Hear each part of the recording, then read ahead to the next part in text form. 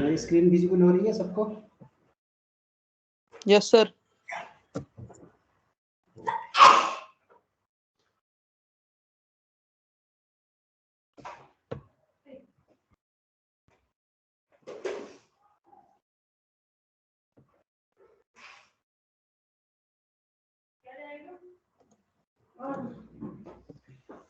Okay, तो ये हमारी टॉपिक है file handling in C programming language में। इसको हम आज सॉल्व करेंगे, मतलब आप समझेंगे पहले, ठीक है। अच्छा, तो पहले फाइल हैंडलिंग में एक नॉर्मल सा कंसेप्ट है, पहले हम वो जानते हैं कि फाइल हैंडलिंग एक्चुअली होता क्या है। फाइल हैंडलिंग में पहला चीज़ तो ये है कि हम जब भी एक अभी तक जितने भी प्रोग्राम कर रहे थे उस प्रोग्राम में हम एक वेरिएबल डिक्लेयर करते थे और वो वेरिएबल को हम लेके क्या करते थे, जब हम इसको रन करते थे कोई भी प्रोग्राम को, तो वो मेमोरी में उसकी वैल्यू जो है क्रिएट होती थी।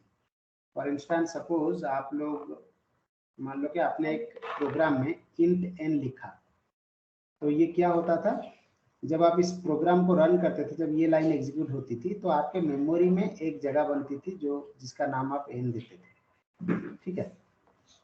फिर बाद में आप इसके अंदर कुछ भी डाल सकते थे, जैसे तुमने n = 5 लिखा तो 5 इसके अंदर स्टोर हो जाता था। फिर आप इसको एग्जीक्यूट करते थे, जो भी करते थे।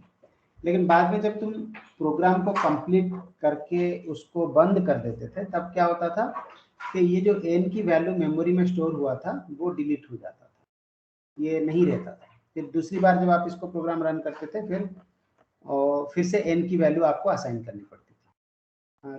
Think about addition of two number. Addition of two number में जब भी आप प्रोग्राम को रन करते हो तभी आप दो वैल्यू देते हो, उसका रिजल्ट देखते हो, फिर उसके बाद बंद कर देते हो। इस तरह से करते थे। फाइल हैंडलिंग में हम, मतलब नॉर्मल प्रोग्रामिंग में हम कभी भी पुराने जो इनपुट और आउटपुट दिए थे उसको देख नहीं पाते थे। जब हम दूसरी बार रन करना पड़ता था तो दूसरी बार इनपुट देने के बाद ही हम उसको देख पाते थे। फाइल में ऐसा नहीं है। फाइल में क्या होता है, डेटा जो है परमानेंटली स्टोर होता है इन योर हार्ड डिस्क, मतलब सेकेंडरी स्टोरेज डिवाइसेस में वो रहता है। लेकिन प्रोग्राम हम अभी तक जितने प्रोग्राम किए हैं वो सिर्फ प्राइमरी स्टोरेज के अंदर रहता है। प्राइमरी स्टोरेज में डेटा आता है और एग्जीक्यूशन के बाद वो डिलीट हो जाती है, ठीक है। तो हम जो फाइल हैंडलिंग पढ़ रहे हैं उसमें हम ये सीखने वाले हैं कि किस तरह से हम कुछ डेटा को हार्ड डिस्क के अंदर प्रोग्रामिंग के थ्रू स्टोर कर सकें।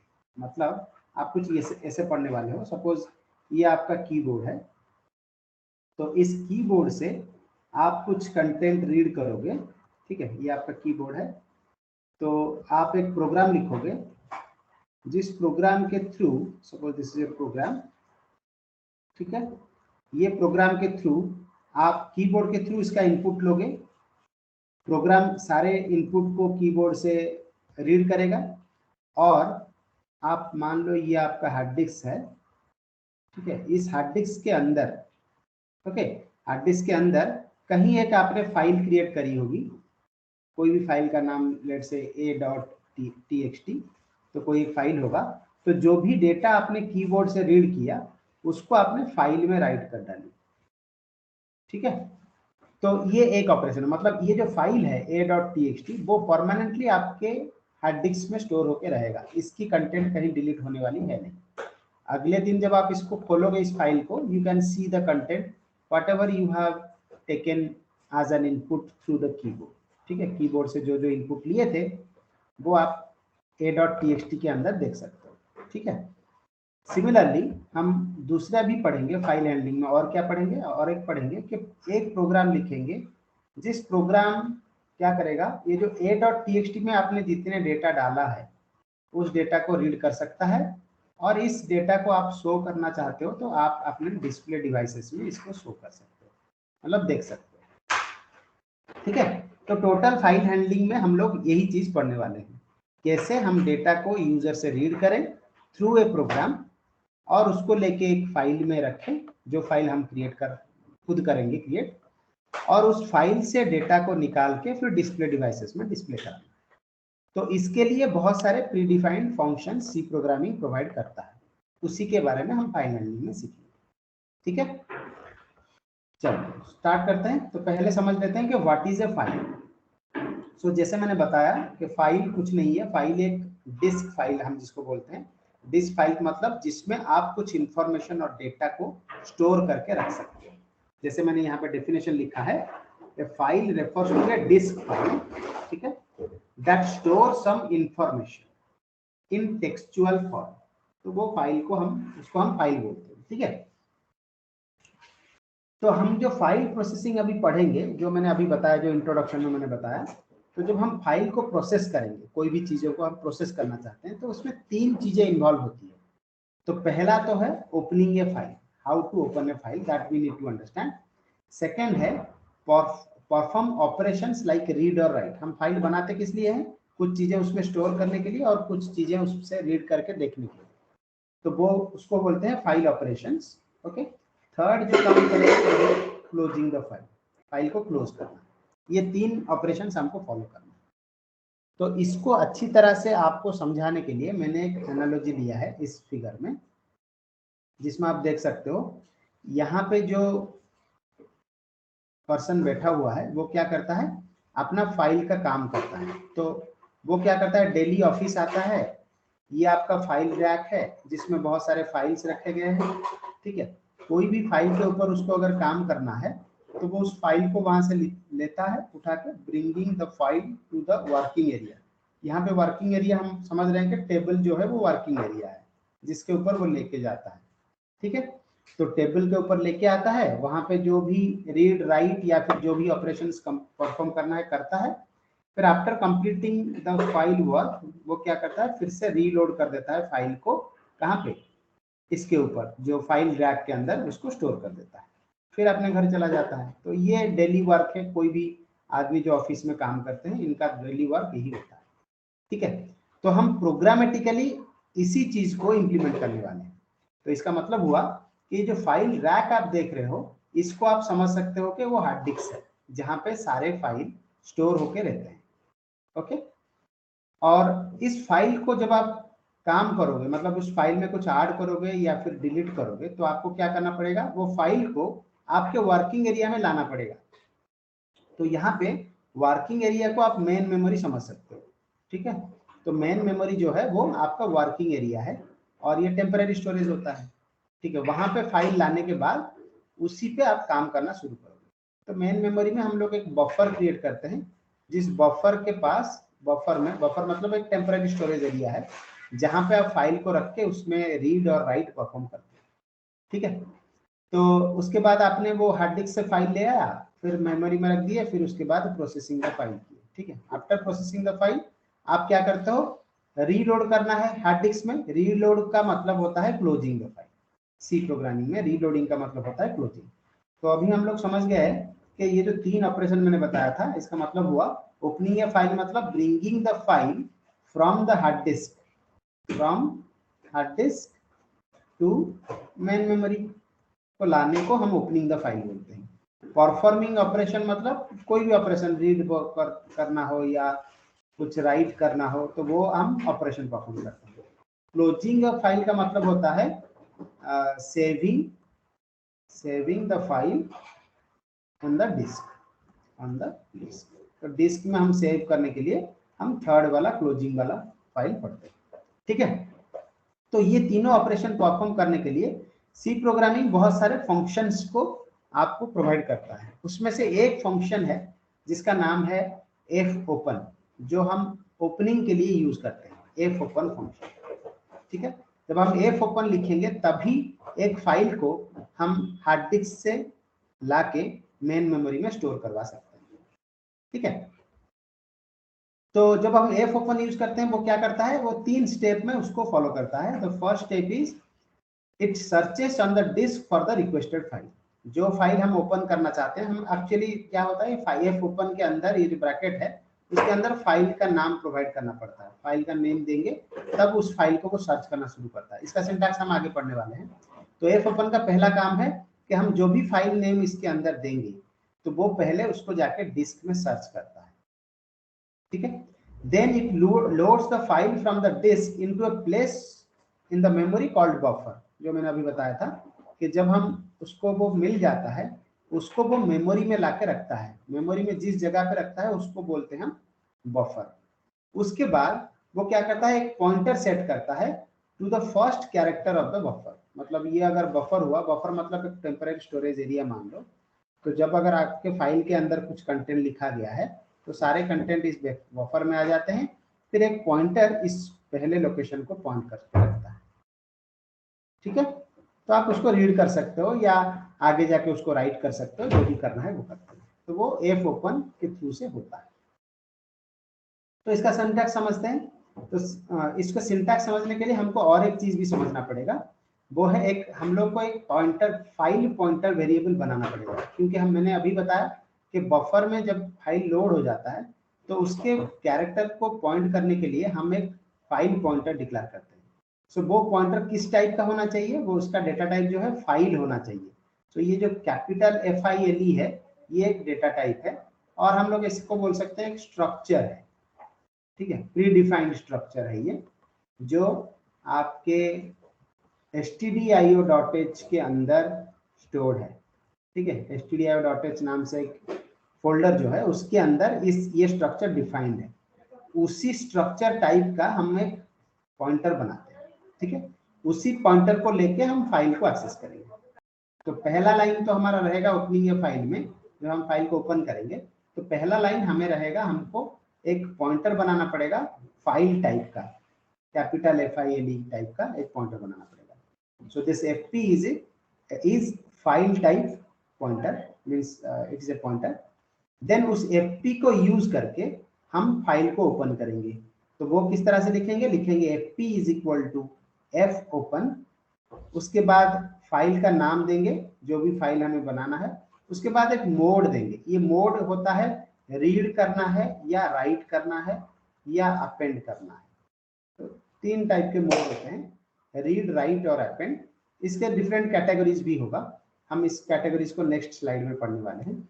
तो इस तरह से फाइल को ओपन किया जाता है। सपोज मैं एक एग्जांपल देता हूँ, सपोज तुमको एक फाइल ओपन करना है, लेट्स से sample.txt करके आपको एक फाइल ओपन करना है। ठीक है, या तो ये एग्जिस्ट करता हो या तो एग्जिस्ट नहीं करता हो। तो आप जनरली क्या लिखते हो, आप कुछ इस तरह से लिखते हो, पहले लिखते हो फाइल पॉइंटर FP का नाम आप कुछ भी दे सकते हो, ABC कुछ भी दे सकते हो।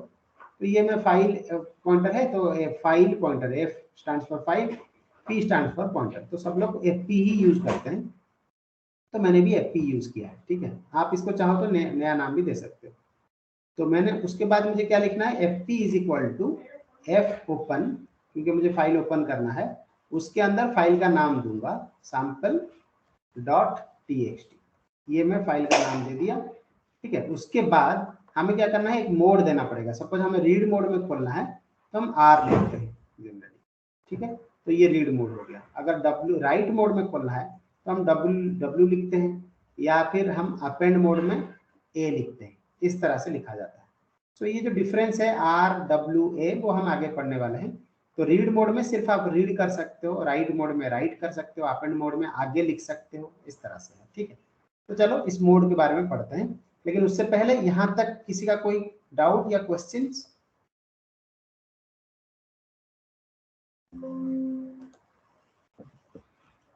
कोई क्वेश्चंस, कोई डाउट?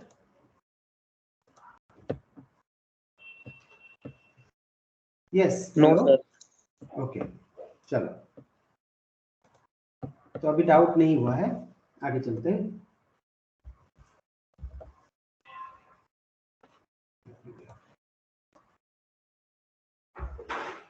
ओके, तो यहाँ तक हम समझ पहुँच गए थे, आगे चलते हैं। तो मोड के बारे में पढ़ते हैं। ठीक है, तो मोड में जनरली लोग क्वेश्चंस पूछते हैं, तो अगर आपका कुछ डाउट आया दिमाग में तो you are free to ask the question.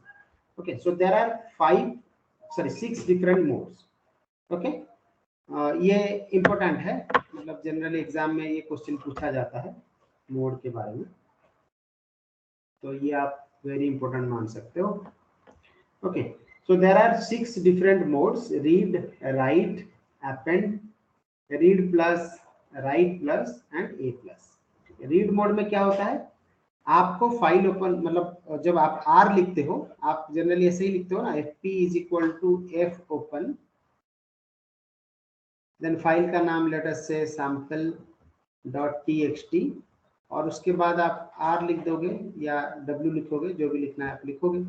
तो ये जो sample.txt है वो ओपन होगा। अगर sample.txt ओपन है मतलब ऑलरेडी एग्जिस्ट है लैपटॉप में या फिर आपके डेस्कटॉप में, तभी ये ओपन होगा। If the file exist the pointer position at the beginning, तो ओपन हो जाएगा और वो रीड मोड में खुलेगा और आपके बिगनिंग को वो पॉइंट करेगा। अगर वो फाइल एग्जिस्ट करता ही नहीं है तो फिर वो एरर दिखा देगा कि this file does not exist. Read mode में ये होता है, ठीक है। राइट मोड में क्या होगा, ये राइट मोड में खुलेगा, sample.txt राइट मोड में खुलेगा। अगर वो एग्जिस्ट है, sample.txt नाम से कोई फाइल एग्जिस्ट है तो उसके सारे कंटेंट इरेज हो जाएंगे, ठीक है। अगर एग्जिस्ट नहीं है तो फिर ये क्रिएट हो जाएगी नया, उसमें एरर कुछ नहीं दिखाएगा। अगर है तो ओपन हो जाएगी और सारे कंटेंट इरेज हो जाएंगे, अगर नहीं है तो नया क्रिएट होके वो ओपन हो जाएगा, ठीक है। थर्ड है अपेंड मोड। अपेंड का मतलब होता है जो लिखा गया है उसके आगे से लिखना, उसको बोलते हैं अपेंडिंग, ठीक है। तो अपेंड मोड में क्या होता है, अगर फाइल एग्जिस्ट है the pointer position at the end. देखो स्टार्ट में रीड मोड में पोजीशन एट द बिगनिंग था, इसमें मतलब सपोज आपने फाइल ओपन कर लिया, उसमें 4 लाइन लिखा गया है तो आपका पॉइंटर लास्ट में पॉइंट करेगा। लेकिन आप अगर रीड मोड में खोलते हैं, वो फाइल एग्जिस्ट है तो वो बिगनिंग में पॉइंट करता था, ठीक है। If the file does not exist then it is created, तो ये क्रिएट हो जाएगा अगर फाइल एग्जिस्ट नहीं कर रहा हो तो। रीड प्लस में क्या होता है, ये अपडेट मोड में खोलता है, मतलब आप रीड भी कर सकते हो राइट भी कर सकते हो, ठीक है। अगर फाइल एग्जिस्ट है पॉइंटर उसके पहले बिगनिंग में पॉइंट करेगा लाइक दिस, ठीक है। और अगर if the file does not exist तो एरर दिखा देगा। तो इस केस में फाइल एग्जिस्ट होना जरूरी है रीड प्लस में। डब्ल्यू प्लस में वही सेम चीज है, राइट वाला फीचर है, लेकिन इसमें आप रीड भी कर सकते हो, ठीक है। ए प्लस में सारे फीचर सेम है ए की तरह, बट इसमें आप क्या कर सकते हो, इफ इट इज मतलब इसमें आप रीड और राइट दोनों कर सकते हो, okay. So these are the different mode of opening a file. तो एग्जाम में जनरली क्वेश्चन पूछा जाता है what are the different modes of opening a file. तो आपको सारे मोड्स बताने होंगे और उसकी जो फीचर्स है वो बताना होगा, मतलब ये सारे पॉइंट्स आपको लिखने होंगे। इसमें कुछ किसी का डाउट? No sir. ओके, तो आगे पढ़ते हैं। अभी हम लोग एक छोटा सा एग्जांपल देखते हैं जो मैं ऑलरेडी बता चुका हूं। तो इसमें मैं क्या कर रहा हूं, एक फाइल ओपन कर रहा हूं, उसका नाम है stop.txt, ठीक है, और उसको मैं रीड मोड में खोल रहा हूं, ठीक है। तो ये एक एग्जांपल है जिसमें हम फाइल को ओपन कर सकते हैं। उसके बाद समझते हैं क्लोजिंग ए फाइल। तो जब हम क्लोज करेंगे, क्लोज वेरी सिंपल है, क्लोज में हमें ज्यादा कुछ करना नहीं है, सीधा लिख देना है F close equal close bracket के अंदर एफपी, मतलब जो फाइल पॉइंटर जो खुला हुआ है हम क्लोज एफपी कर देंगे, तो जो भी बफर में जितने भी राइट या रीड हुआ होगा, जो भी हम लोग मॉडिफाई किए होंगे फाइल के ऊपर, वो ऑटोमेटिकली जाके अपडेट हो जाता है आपके हार्ड डिस्क में। सिर्फ आपको एफ क्लोज एफपी लिखना होता है, ठीक है। बिसाइड्स दैट कभी कभी क्या होता है, फाइल को जब हम बनाते हैं कुछ एरर दिखाता है, कभी कभी, हर वक्त नहीं दिखाता, हम छोटे छोटे प्रोग्राम में वो एरर दिखेगा नहीं, इसलिए हम क्या करते हैं, जनरल स्ट्रक्चर फॉलो करते हैं जिसमें हम सारे एरर को हैंडल करके रखते हैं, ओके। तो जो हमारा जनरल स्ट्रक्चर होगा, कोई भी फाइल प्रोग्राम का जनरल स्ट्रक्चर ऐसे ही होता है, मतलब इस तरह से दिखता है। उसमें आप क्या करते हो, ये वाले जो पार्ट है जो हमने यहाँ पे डॉटेड करके लगा रखा है, वो है opening file with error checking code, ठीक है। सिमिलरली यहाँ पे closing file with error checking code, okay. तो जो भी ऑपरेशन आपको परफॉर्म करना है इसके अंदर परफॉर्म करना है। तो हम समझते हैं कि ये एरर होता क्या है। सपोज मान लो किसी भी तरीके से आपका फाइल जो है वो हार्ड डिस्क में अवेलेबल है नहीं, या फिर अवेलेबल है but we are not able to access it, उस केस में ये वाला लाइन जो है वो एरर दिखाता है। मतलब हम लोग लिख दिए fp f open sample txt.w mode में हमने खोल दिया, किसी भी कारण अगर एरर होता है तो वो नॉल रिटर्न करता है। तो नॉल रिटर्न करा मतलब इसका मतलब हुआ कि फाइल किसी भी कारण ओपन नहीं हो पा रहा है। तो उस केस को चेक करने के लिए हम क्या लिखते हैं, यहाँ पे लिखते हैं इफ fp में नॉल आ गया है, मतलब नॉल का मतलब होता है जीरो, अगर जीरो आ गया है मतलब फाइल ठीक से ओपन नहीं हो पाया है, इसलिए हम एक एरर मैसेज प्रिंट करते हैं, error in opening a file, और उसके बाद एग्जिट कर देते हैं। जब भी आप प्रोग्राम में एग्जिट यूज करते हो, एग्जिट का मतलब होता है मतलब अनकंडीशनली टर्मिनेटिंग द प्रोग्राम, मतलब कोई कंडीशन वंडीशन कुछ नहीं, जब भी मन हुआ एग्जिट लिख दिए तो प्रोग्राम इमीडिएटली क्लोज होता है वहीं से। ठीक है, तो यहाँ पे जैसे कंडीशन ट्रू हुआ, अंदर आ गए, तो हम एरर डिस्प्ले करा के फिर प्रोग्राम को क्लोज कर देते हैं। तो आप एग्जिट 0, उसके बाद अगर प्रोग्राम में यूज करना है एग्जिट 1, आगे अगर फिर से एग्जिट यूज करना होगा फिर एग्जिट 0, इस तरह से आप ऑल्टरनेट नंबर देके एग्जिट को कॉल कर सकते हो। ठीक है, तो उसी को एग्जिट को तभी कॉल किया जाता है जब हमारे प्रोग्राम में कुछ एरर होता है या फिर हैंग होने वाला होता है, तो उसमें हम लोग एग्जिट यूज करके प्रोग्राम को इमीडिएटली टर्मिनेट करते हैं। तो ये वाला पार्ट हो गया, हम लोग कैसे इसको एग्जिट करेंगे। उसके बाद हमें जो परफॉर्म ऑपरेशन करना है वो तो हम यहाँ पे लिखने वाले ही है, उसको रहने देते हैं, क्या क्या लिखेंगे वो हम बाद में पढ़ने वाले हैं। और उसके बाद हम क्लोज करते हैं। जब क्लोज करते हैं तब क्या होता है, तब एक जो एरर आता है वो होता है EOF। EOF stands for end of file. ठीक है, जब एंड ऑफ फाइल में पहुंच जाता है, तो जब क्लोजिंग में एक ही एरर हो सकता है, वो है EOF। तो अगर EOF हुआ क्लोज करते वक्त, सही से अपडेट नहीं हो पाया, तब जो है हमारा फाइल एरर दिखाता है, तब एरर दिखाएगा तो हम लोग एरर इन फाइल क्लोजिंग लिखेंगे। तो बेसिकली हम जब जितने भी प्रोग्राम करेंगे ये सारे कंटेंट हम यूज करने वाले हैं नहीं, एक प्रोग्राम में बस यूज करके दिखा दूंगा मैं, लेकिन इसका कोई यूज नहीं होगा जब तक हमारा कंप्यूटर ठीक है, सब कुछ सही चल रहा है, तो ये ज्यादा प्रॉब्लम नहीं क्रिएट करता। फॉर द सेक ऑफ मतलब precaution we have to use this error files. Okay, तो चलो अभी पढ़ते हैं कि जो हम ऑपरेशन परफॉर्म करेंगे उस ऑपरेशन को किस किस डिफरेंट फंक्शंस हमारे पास होते हैं, उस फंक्शन को लेके हम उस ऑपरेशन को परफॉर्म करेंगे। तो जो लाइब्रेरी फंक्शंस है सी जो प्रोवाइड करता है, मैंने एक लिस्ट बनाया है, 12 फंक्शंस है उसमें, और भी फंक्शंस हैं जिसको मैं डिस्क्राइब नहीं कर रहा हूँ, हम 12 फंक्शन पढ़ेंगे, बहुत ज्यादा है। ठीक है, तो हम लोग एफ ओपन और एफ क्लोज के बारे में तो पढ़ चुके हैं, जो ओपनिंग और क्लोजिंग के लिए यूज होता है। बाकी आप अगर इसको देखोगे F print F, F scan F, आपको याद होगा हम प्रिंट एफ और स्कैन एफ यूज करते थे for reading number from the user and printing the number. ठीक है, तो ये print F scan F use कर सकते हैं। तो उसके पीछे सिर्फ एफ लगा दिया गया है to represent that this function belongs to 5। ठीक है, तो हम कुछ भी डेटा वैल्यू रीड करना चाहते हैं या फिर राइट करना चाहते हैं तो हम F print F, F scan F use करेंगे। Similarly F get C, put get C character read और राइट करने के लिए होता है। F get S, F put S को हम यूज करते हैं स्ट्रिंग रीड और राइट के लिए। पुट डब्ल्यू और गेट डब्ल्यू को हम यूज करते हैं इंटीजर रीड करने के लिए। और एफ सीक का मतलब होता है, जैसे आपको मैंने बताया कि अगर फाइल में बहुत सारे कंटेंट है और आपका फाइल पॉइंटर जो है वो पहले को पॉइंट करता है, तो सीक का मतलब होता है set the position to the desired point in the file. तो एफपी को आप ट्रैवल करके कहीं पे भी आप पॉइंट करवा सकते हो जहां से आपको लिखना है या रीड करना है। ठीक है, और एफटेल क्या करता है, वो बोलता है मतलब कहां पे फाइल पॉइंटर एग्जिस्ट करता है, determine current position of the file. Okay, तो एफपी किस पोजीशन पे है वो आपको बताता है एफटेल। ठीक है, तो ये सारे फंक्शंस हैं जिस फंक्शन को हम यूज करके प्रोग्राम करने वाले हैं। तो मैं आपको सर एक बार एफ सीक बता देना। यस, एफ सीक बता देना। एफ सीक का मतलब होता है अगर हमें कोई पोजीशन को जाना है, मतलब मान लो कि आपके फाइल में बहुत सारे लाइंस हैं और आपने ओपन रीड मोड में खोल रखा है, तो एफपी पहले को पॉइंट करेगा। मे भी आपको लाइन नंबर 3 से रीड करना हो, ठीक है, तो आपको एफपी को लाइन नंबर 3 के पास लेना पड़ेगा। तो वो आप कैसे कर सकते हो, एफ सीक के थ्रू कर सकते हो। सीकिंग मतलब set the position to the desired point in the file, जहां पे जाना चाहते हो वहां पे पॉइंट करवाने को एफसीक फंक्शन यूज किया जाता है। Okay sir.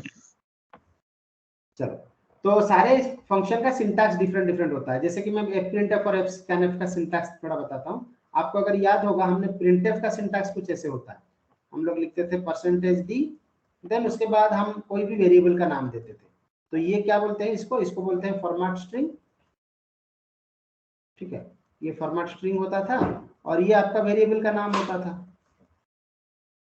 ओके, तो उसी तरह यहाँ पे भी देखो फॉर्मेट स्ट्रिंग भी है, वेरिएबल का नाम भी है, सिर्फ एक एक्स्ट्रा आर्गुमेंट आ रहा है एफ प्रिंटफ के अंदर, वो है फाइल पॉइंटर जो एफपी होता है। व्हाट माय पॉइंट, तो ये दोनों में डिफरेंस ये इतना ही है। सिमिलरली एफ स्कैनफ में क्या है, एक फाइल पॉइंटर है और उसके बाद फॉर्मेट स्ट्रिंग तो हम वैसे ही रखेंगे, हम वेरिएबल का नाम वैसे ही रहेगा जैसे हम % हम लिखते थे। स्कैनफ का जो सिंटैक्स है, इसको लेके हम पहले एक प्रोग्राम करते हैं। तो जो हमें अच्छी तरह से फाइल को समझने में आसानी हो जाए, फिर हम आगे बढ़ेंगे। अच्छा ये बताओ, आप क्या सोच रहे हो? सपोज आप लोग माइक ऑन करके मुझे आंसर दे सकते हो। देखो सपोज मैंने आपको पूछा ये एफ प्रिंट एफ क्या करता होगा, एफ प्रिंट एफ क्या करता होगा। जैसे मैंने बताया कि प्रिंट एफ क्या करता है, यूजर से मतलब प्रोग्राम जो आउटपुट है, हम कुछ किसी स्क्रीन में कुछ अगर डिस्प्ले कराना चाहते हैं तो हम प्रिंट एफ यूज करते हैं। ये प्रिंट एफ का फंक्शन है। तो एफ प्रिंट एफ क्या करता होगा बताओ?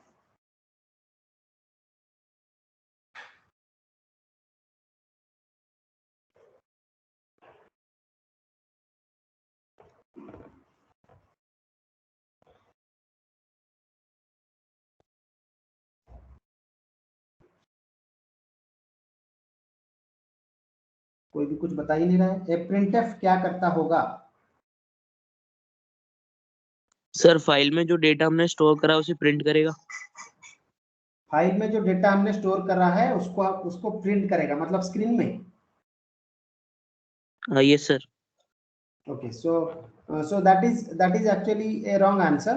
तो मैं आपको बता देता हूं पहले कि एक्चुअली प्रिंटफ का मतलब जो हम पहले से पढ़े हैं यहाँ पे थोड़ा दूसरा है। यहाँ पे हम लोग दूसरे, जो प्रिंटफ है वो दूसरा काम करता है। वो क्या करता है, हमारा जो फाइल होता है, जिस फाइल को हमने क्रिएट करवाया है, उस फाइल के अंदर हमें कुछ अगर राइट करना है, ठीक है, प्रिंटफ होता है, हम लोग अभी तक पढ़े हैं कि वो प्रिंट करता है स्क्रीन पे। तो एक्चुअली प्रिंटफ होता है राइट करने के लिए, कुछ चीजें को राइट करने के लिए यूज किया जाता है। तो हमें अगर कोई भी वेरिएबल का वैल्यू, लेट से मैंने एक वेरिएबल लिया जिसमें 25 स्टोर्ड है, तो अगर मैं इस वैल्यू को फाइल में राइट करना चाहता हूं तभी मैं एफ प्रिंट एफ यूज करूंगा, ठीक है। और एफ स्कैन एफ उसका उल्टा होगा। इसका मतलब हुआ कि अगर मुझे फाइल से कुछ रीड करना है तो हम एफ स्कैन एफ यूज करेंगे। तो इनडायरेक्टली हम ऐसे बोल सकते हैं कि प्रिंट एफ जो है वो फाइल में राइट करता है, एफ स्कैन एफ जो है वो फाइल से रीड करता है, ठीक है। तो ये आपका याद रहना चाहिए। तो अगर मुझे कुछ डेटा इसके अंदर डालना है, राइट करना है, तो पहले तो मुझे स्कैन एफ ही यूज करना पड़ेगा, इसलिए कीबोर्ड से रीड करने के लिए। तो मैं कीबोर्ड से डेटा को रीड करूंगा थ्रू स्कैन एफ, फिर एफ प्रिंट एफ के थ्रू उसको यहां राइट करूंगा, ठीक है।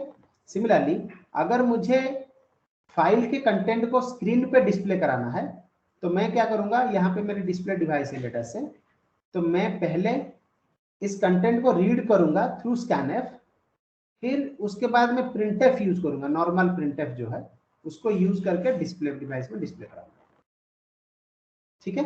ये मतलब ये वाला कंसेप्ट समझना बहुत जरूरी है टू अंडरस्टैंड फाइल के प्रोग्राम समझने के लिए।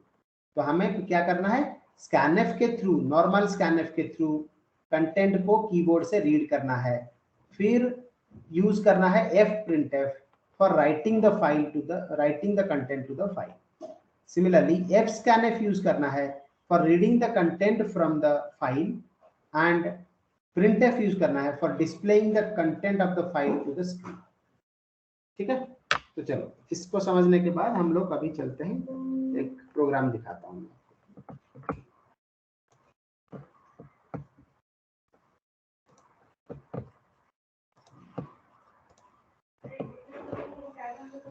ओके, मेरी स्क्रीन विजिबल हो रही है?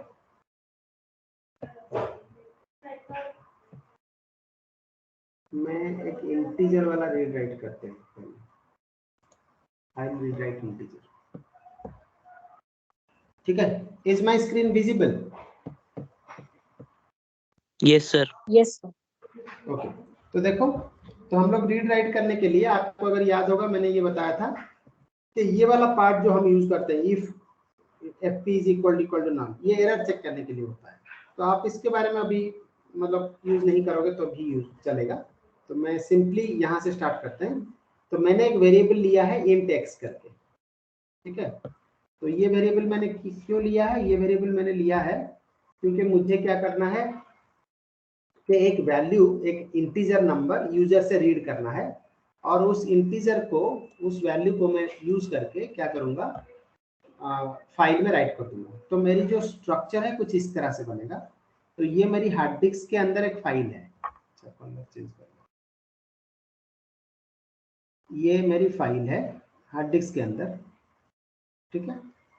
अब मैं क्या कर रहा हूँ, मैं इस तरह से कर रहा हूँ, पहले मैं एक एक्स वेरिएबल ले रहा हूँ जिसके अंदर मैं एक वैल्यू रखूंगा, ये एक्स वेरिएबल है, ये मेरी फाइल है, ये हार्ड डिस्क के अंदर है। तो एक्स के अंदर मुझे वैल्यू लेने के लिए मुझे क्या करना पड़ेगा, यूजर से इनपुट लेना है। तो ये आपका यूजर है, तो स्कैनएफ के थ्रू मैं डेटा को रीड करूंगा यूजर से, यूजर कीबोर्ड के थ्रू हम लोगों को डेटा देगा। तो इसको मैं एक्स का वैल्यू यहाँ पे रखने के बाद इस एक्स के वैल्यू को हम इसमें राइट करवाएंगे, इसलिए हम किसका हेल्प लेंगे, हम लेंगे एफ प्रिंट एफ का, और इसमें राइट करवा देंगे, ठीक है। ये चीजें हम फॉलो करने वाले हैं, इसलिए हमने यहाँ पे एक्स लिया है। So X is a variable of integer type जो मैं रीड करने वाला हूँ यूजर से। उसके बाद मुझे फाइल ओपन करना है, तो मैंने लिखा फाइल पॉइंटर fp, इसके बाद हमने लिखा है fp equal to f open sample.txt, w mode में खोल रखा है मैंने। w मोड में इसलिए खोला है, अगर sample.txt एग्जिस्ट करता हो तो वो वैल्यू डिलीट हो जाएगी, और अगर एग्जिस्ट नहीं करता हो तो फिर क्या करेगा, एक सैंपल नाम का sample.txt नाम से वेरिएबल बना देगा, सॉरी फाइल बना देगा, ठीक है। ये वाला पार्ट तो हमारा एरर के लिए है, वो छोड़ देते हैं। फिर उसके बाद मैं क्या कर रहा हूँ, उसके बाद मैंने यूजर से इनपुट लिया एंटर ए नंबर करके, और स्कैनएफ से हमने लिख दिया %x। तो अगर यूजर से हम इनपुट लेंगे, सपोज यूजर ने दिया 45, तो वो एक्स पे स्टोर हो गया, ठीक है। फिर हम क्या कर रहे हैं, देखो एफ प्रिंटएफ यूज करना है जैसे मैंने बताया था। तो एफ प्रिंटएफ यूज करके हम उस एक्स की वैल्यू को, जिसमें हमने 45 रीड कर रखा था पहले दो लाइन में, इस दो लाइन में हमने रीड कर रखा है, तो वो वैल्यू को हम कहाँ पे प्रिंट करवा रहे हैं, एफपी जहाँ पे पॉइंट कर रहा है। जब हम फाइल ओपन करेंगे तो एफपी जो है वो बिगनिंग को पॉइंट करता रहेगा, जब हम डब्ल्यू मोड में ओपन करेंगे, ठीक है। तो एफपी पहले को पॉइंट करता रहेगा, तो एफपी जहाँ पे पॉइंट कर रहा है वहां पे लेके एक्स की वैल्यू को डिस्प्ले कराओ, मतलब डिस्प्ले मतलब राइट करवाओ। सो एक्स का वैल्यू है 45, तो फाइल के अंदर आ जाएगा 45, ठीक है। फिर हम फाइल को क्लोज कर दे रहे हैं, जो जैसे मैंने बताया था क्लोजिंग वाला सिंटैक्स, तो हम यहाँ पे क्लोजिंग वाला सिंटैक्स फॉलो कर रहे हैं। तो आज फाइल को हमने क्लोज कर दिया। तो यहाँ से लेके यहाँ तक इस कोड में हमने क्या किया, बस एक फाइल को ओपन किया W मोड में, एक वैल्यू रीड किया, उसको fprintf के थ्रू इस फाइल के अंदर राइट कर दिया। अब फाइल में वो राइट हुआ है या नहीं हुआ है देखने के लिए हमें फिर से फाइल को ओपन करना पड़ेगा रीड मोड में, तभी हम इसके फाइल को कंटेंट को रीड कर सकते हैं। इसलिए मैंने फिर यहाँ पे फिर फाइल को ओपन किया है f ओपन sample.txt, और इसको रीड मोड में खोल रखा है। तो फाइल अगर एग्जिस्ट होगा तभी ये ओपन होगा, एग्जिस्ट नहीं होगा तो ओपन नहीं होगा। इसलिए हमने एग्जिस्ट करवाने के लिए पहले तो यहाँ पे कर दिया है, ये वाले इस वाले पार्ट में ऑलरेडी हमने फाइल को क्रिएट करवा दिया। अब हमारा फाइल ओपन है, तो मेरी ऑब्जेक्टिव क्या है, इसकी कंटेंट को मैं रीड करूं और उसको स्क्रीन पे डिस्प्ले कराऊं। मतलब इसको कंटेंट का रीड करने के लिए मुझे क्या करना पड़ेगा, fscanf यूज करना पड़ेगा, ठीक है। तो fscanf यूज करके इस कंटेंट को मैं रीड करूंगा, फिर जिस एक्स में हमने वैल्यू रीड करके रखा था यूजर से, उसी के अंदर हम उसमें डाल देंगे, ठीक है। फिर उसको हम क्या करेंगे, स्क्रीन के ऊपर डिस्प्ले करा देंगे। ये मेरी ऑब्जेक्टिव है ये वाले कोड में। तो मैं क्या कर रहा हूँ, पहले मैंने ओपन किया रीड मोड में, उसके बाद हमने fscanf किया। fscanf मतलब x के अंदर किसकी वैल्यू आएगी, fp जहां पॉइंट करता हो, fp इसको पॉइंट कर रहा है, तो fp की वैल्यू जो है वो x के अंदर आ जाएगी, एड्रेस ऑफ x में। तो ये x है, तो 45 जो है वो इसके अंदर आ जाएगा ड्यू टू दिस fscanf। उसके बाद मैं क्या कर रहा हूँ, printf फाइल कंटेंट %x। तो यहाँ पे मैं printf यूज करके ये x की वैल्यू को यहाँ पे डिस्प्ले करा दे रहा हूँ, तो 45 जो है स्क्रीन पे डिस्प्ले हो जा रहा है। उसके बाद ये वाला पार्ट क्लोजिंग का है, तो हम क्लोज कर रहे हैं, ठीक है। तो मैं क्या करता हूँ, इसको रन करने से पहले आपको दिखा देता हूँ कि मेरे पास वो कुछ sample.txt नाम से फाइल है या नहीं। उसको पहले डिलीट कर लेते हैं, फिर उसके बाद नया बनाएंगे। C प्रोग्राम्स, हाँ ये देखो यहाँ पे सैंपल नाम से एक फाइल बना हुआ है पहले से। मैं क्या करता हूँ, इसको डिलीट कर देता हूँ, ये सारे फाइल डिलीट कर लेता हूँ। ठीक है। अब sample.txt नाम से कोई भी फाइल इस फोल्डर में नहीं है, सी प्रोग्राम फोल्डर में।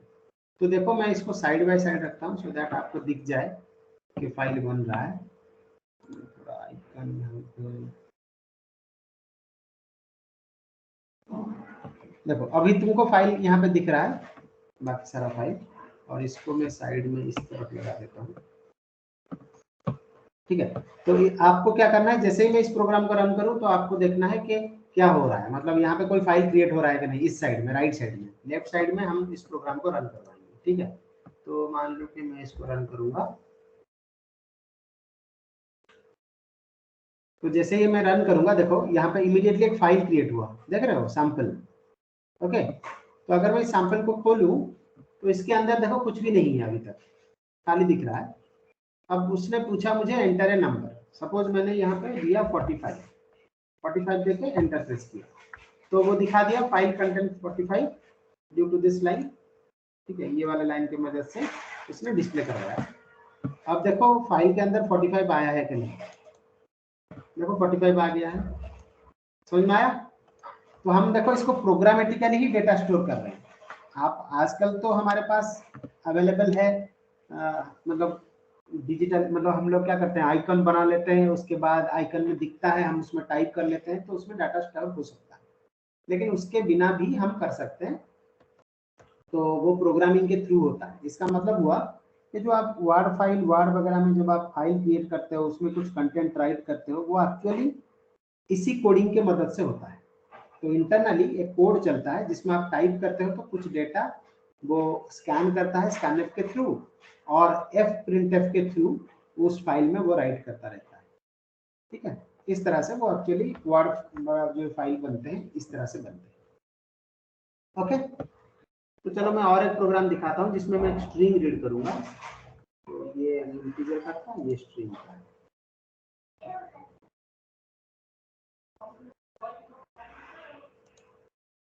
देखो, तो दूसरा प्रोग्राम में जो कर रहा हूँ वो है स्ट्रिंग के लिए। तो स्ट्रिंग के लिए हमें पता है कि हमें क्या यूज करना है, गेट्स फंक्शन यूज करना है। तो आप यहाँ पे देख सकते हो कि जो यहाँ पे जो आप देख रहे हो गेट्स फंक्शन यूज किया है यूजर से रीड करने के लिए। ठीक है, और हम एफ पुट्स यूज कर रहे हैं for writing to the file. ठीक है, उसी तरह एफ गेट्स यूज हो रहा है for reading from the file, file से रीड करने के लिए, और पुट्स यूज हो रहा है स्क्रीन पर डिस्प्ले कराने के लिए। ठीक है, तो हम कैसे स्टेप फॉलो कर रहे हैं, देखो पहले हम क्या कर रहे हैं, एक स्ट्रिंग नाम से एक वेरिएबल क्रिएट कर रहे हैं। स्ट्रिंग नाम से वेरिएबल क्रिएट करके मतलब एक कैरेक्टर स्ट्रिंग बना रहे हैं जिसका साइज है 30। तो मान लो कि str जो है वो साइज 30 का है। तो आप क्या करोगे, इसके अंदर कुछ डेटा डालना है, 30 के अंदर अगर कुछ डेटा डालना है तो आप क्या यूज करोगे, गेट्स फंक्शन यूज करोगे, जैसे मैंने बताया था स्ट्रिंग को पढ़ाते वक्त। तो गेट्स फंक्शन यूज करके यूजर से रीड कर लोगे और उसमें डाल दोगे। तो हमने क्या किया, पहले एक स्ट्रिंग डिक्लेयर किया, उसके बाद हमने लिखा f open sam.txt। तो एक फाइल में बना रहा हूँ जिसका नाम है sam.txt करके एक फाइल मैंने बनाया, और वो w मोड में मैंने बनाया है, तो अगर नहीं होगा तब क्रिएट हो जाएगा। फिर हमने यूजर को पूछा एंटर ए स्ट्रिंग, उसके बाद हमने गेट स्ट्रिंग के थ्रू उस वैल्यू को लिया। सपोज आपने इनपुट दिया, लेट से I love my India, love my India, तो ये क्या होगा, ये जो स्ट्रिंग है वो इसके अंदर आ जाएगा, स्ट्रिंग के अंदर। ठीक है, अब हम गेट्स str के मदद से हमने वैल्यू तो रीड कर लिया। अब हमें क्या करना है, इसको ट्रांसफर करना है इसके अंदर। तो कैसे ट्रांसफर करेंगे, बीच में हमारा f put s काम करेगा, f put s फंक्शन। तो f put s में हम क्या लिख रहे हैं, देखो str में क्या है, आई लव माई इंडिया, वो कहाँ ट्रांसफर करना है, fp जहाँ पे पॉइंट कर रहा है। तो जब हम ओपन किए होंगे fp बिगिनिंग को पॉइंट करता होगा, तो वहीं पे वो राइट कर देगा किसकी वैल्यू, स्ट्रिंग की वैल्यू। तो स्ट्रिंग की value I love my India है, तो ये इसके अंदर आ जाएगा आई लव माई इंडिया। ठीक है, इसके अंदर आ गया। तो यहाँ तक हमने फाइल में राइट करा दी। अब इसको क्लोज कर देना। देखो यहाँ पे मैं क्लोजिंग वाला जो पूरा एरर वाला पार्ट यूज नहीं कर रहा हूँ, सिर्फ सीधा लिख रहा हूँ एफ क्लोज ft, इसमें भी क्लोज हो जाता है, नो प्रॉब्लम। ठीक है, तो पहला पार्ट खत्म। अब हमें क्या करना है, इसकी कंटेंट को रीड करना है और स्क्रीन पे डिस्प्ले कराना है। तो रीड करने के लिए हमें क्या यूज करना होगा, हमें यूज करना पड़ेगा फिर से वही क्या बोलते हैं, एफ गेट्स यूज करना पड़ेगा। तो fgets फंक्शन यूज होगा इससे रीड करवाने के लिए। ओके, रीड करने के बाद हम क्या कहाँ पे रखेंगे, फिर से वही str में रख देंगे उस कंटेंट को, आई लव माई इंडिया को। ठीक है, अब इसको हमें डिस्प्ले कराना है। डिस्प्ले कैसे कराएंगे, डिस्प्ले कराने के लिए हम puts फंक्शन यूज करेंगे या फिर आप printf भी यूज कर सकते हो, जो भी यूज करना है। puts फंक्शन यूज करके आपके स्क्रीन पे ऊपर उसको डिस्प्ले करा देंगे।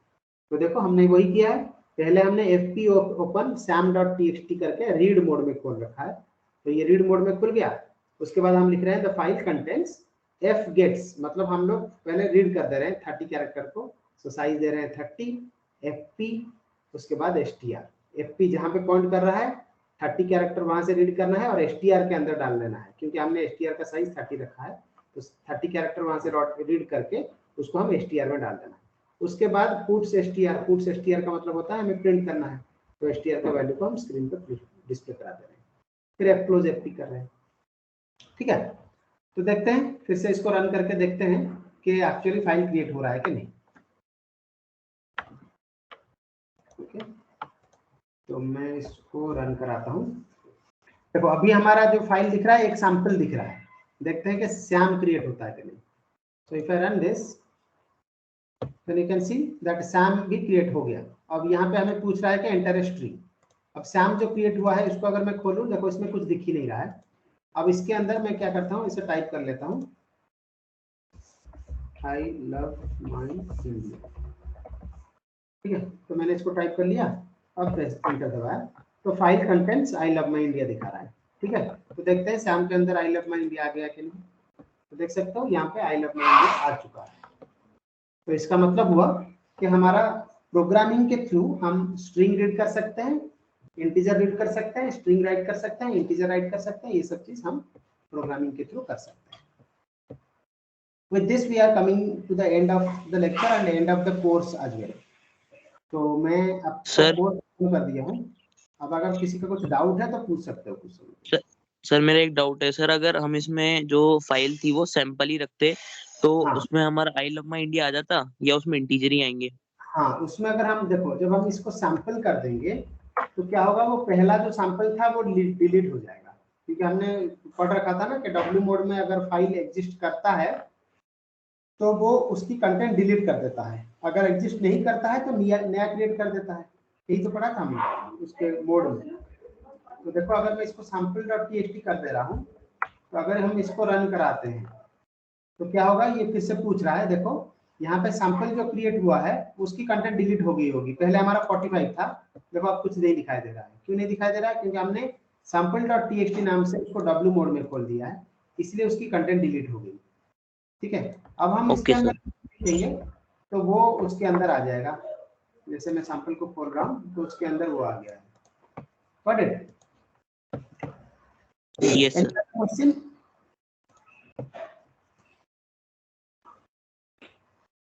चलो, तो मुझे लगता है कि फाइल का जो कंटेंट देना था मुझे मैंने दे दिया है।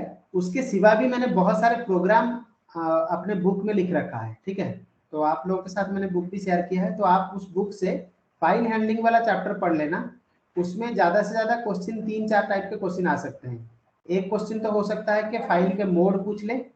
ठीक है, दूसरा क्वेश्चन हो सकता है कि आपको एक स्ट्रिंग एंटर करने के लिए दे और डिस्प्ले कराने के लिए दे, या फिर तीसरा क्वेश्चन ऐसे हो सकता है कि आपके फाइल एग्जिस्ट करता है और उसमें से मान लो कि कितने वर्ड्स हैं उस फाइल में आपको फाइंड करने के लिए दे, या फिर एक फाइल के कंटेंट को दूसरे फाइल में कॉपी करने के लिए दे। तो सारे टाइप के प्रोग्राम्स मैंने उसमें कर रखा है। So you need to practice some of the programs out of that book. तो बुक में से उसको पढ़ के उसको थोड़ा प्रैक्टिस करना है। तो जब हम कॉलेज खुल जाएगा, जिसका जिसका जो डाउट रहेगा वो आपके पूछ सकता है। With this we are coming to the end of the course as well as end of the class. Okay, तो हम बंद करते हैं अभी। ओके, चलो, thank you sir. Thank you, sir. Thank you. Thank you sir.